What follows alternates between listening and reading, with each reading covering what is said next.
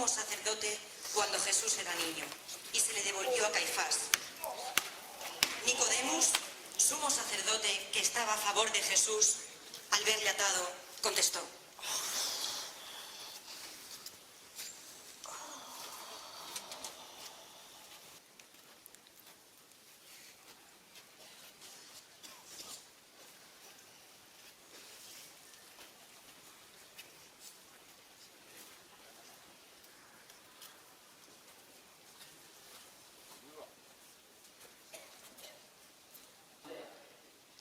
Jesús simplemente le responde: he hablado claro, para que lo oiga todo el mundo.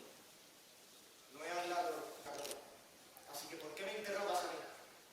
Pregunta a quienes me escucharon. Pues son mis testigos. Reunidos todos en casa de Caifás, todos los miembros del Sanedrín llevan a cabo un juicio que va en contra de la ley. Pero eso no los detiene y siguen hacia adelante con su malvado plan.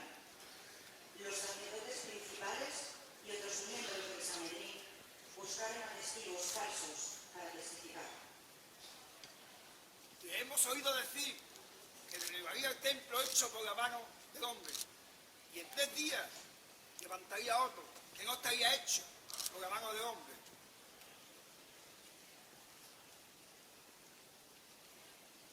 No se puede construir un templo en 3 días, lo diría de manera simbólica. ¡Blasfemia! ¡Muerte!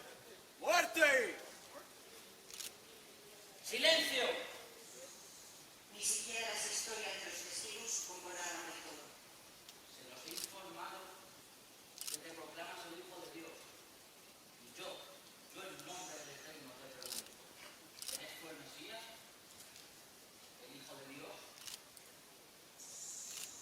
Lo soy.